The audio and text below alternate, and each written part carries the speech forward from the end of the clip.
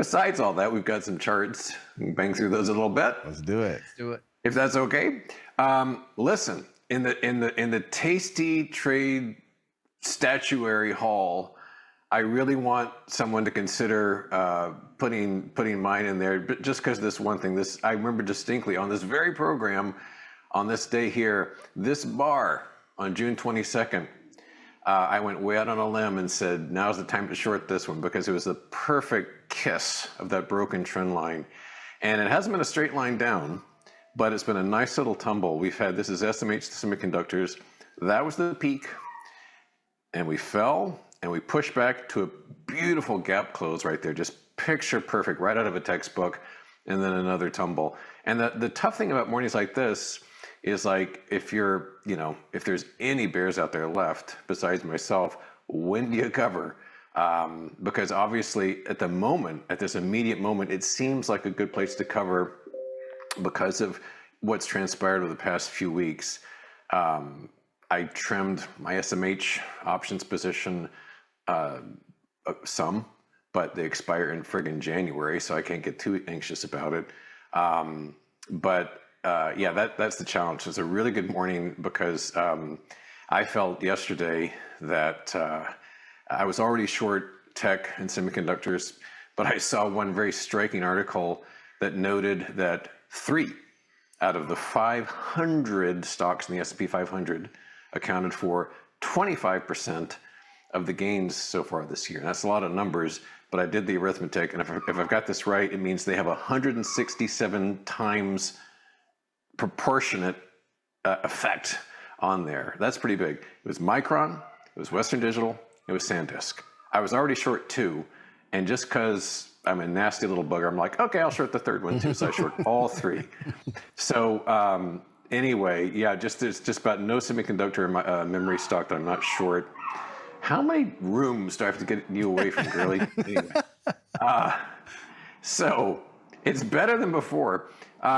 So like, here's just a smattering of things I'm short now. And again, I'm struggling with like, do I cover, do I partly cover, et cetera. What I'll probably do is just tighten up those stops and maybe partly cover here and there. Marvell and Marvell. Here's another fine example of like, okay, is the chart helpful? We're getting very close to closing that gap. At least it might be a good time to tighten up positions. You don't know how good your life is. SNDK. This was the one I mentioned yesterday that I hadn't been short already. I was already short Micron and Western Digital. And this sucker went up, and they did a video about this yesterday. It was up like 5,000%, something insane since down here. It was down like at 22 and it went to like thousands of dollars, for the love of God. And so now we're starting to shave some of that off. And so we've gone on this from, approaching like 2,500 down to, well, it's like $1,000 so far, almost. Good heavens. 40% approaching. This is nuts. But it's, congratulations to anybody crazy enough to like buy puts or something up here, because that was an amazing move. But yeah. I think there's a lot more to go. STM, which is ST Microelectronics. Another nice tumble there. All these failed trend lines. I mean, it seems that tech definitely is like falling way out of favor, whereas the industrials just keep chomping forward, although even the YM is red now. The YM was at lifetime highs earlier. We'll get to that in a minute. Seagate, STX, another nice tumble here. A lot of these are down 7, 8, 9% this morning. VSH, Vishay Interactive, this is down 9%. So just across the board, if you're short tech, and we were joking during the break about, oh, I'm going to go buy a Dell. That was part of what prompted it, kind of that man standing behind the podium talking about buy a Dell, and stocks are about to, I forget the exact words, but stocks are about to like go raging higher. It's like, really?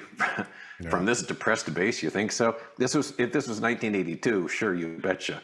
At the end of a 15-year bear market, absolutely. But no, I don't think we're poised to like go raging higher at these levels. And Caterpillar, of course, weirdly has become one of the great AI plays out there, even though they're kind of known more for their combines and their tractors and such. But because of the hyperscaler build out, they've become kind of the darling of AI, and even they're taking a hard turn. They were at lifetime highs just 5 trading days ago. And so I'm short them too, over 5% down. Micron, another terrific one.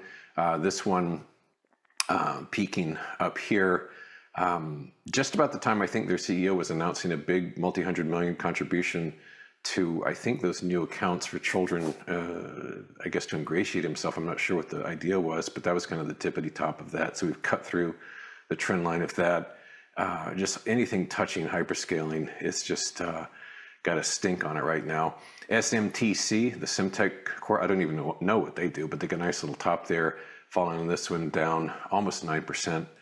And WDC, the other one I mentioned that was had produced such extraordinary gains, that's down almost 10%. The one item yesterday that I made mention of being bullish on was crude oil. And it's up 2.58%. Why was I bullish on crude oil?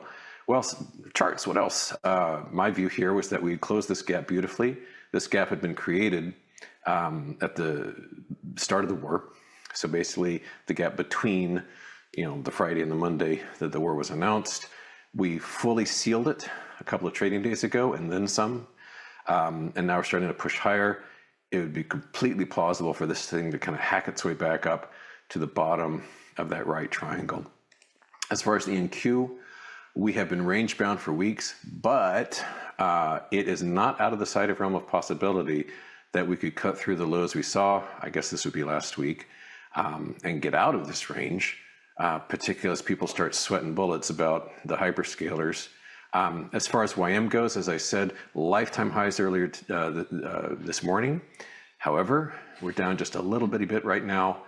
Got a little cute little shooting star there. It doesn't mean much, at 7:15 in the morning, but it's a start. But I have no position. In fact, I have no big ETF positions. It's just dozens of little stocks, mostly with tech.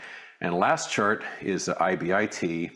I reshorted crypto this morning by way of IBIT. And we'll see how that shakes out. It's been a little frustrating recently. We had a big bounce in crypto from about 58,000 to 64,000. We'll see if that gap seal finishes it up. So all in all, I almost said long story short, but that seems too pat. All in all, really good morning. And just the struggle here is when to take profits, or just stick your thumbs in your pockets and wait. So I'm just going to have to go through them chart by chart. But yeah, really, really good start to the day so far. Well, you're always the catalyst. I mean, by the time you end, we either turn around or we go further down. So well, that's what worries me. Happening. That's what worries me. Well, we'll be up plus 70 on the ES at the day's end, because of how these things rock. So God is watching. One last quick one too. We heard you were bullish of gold.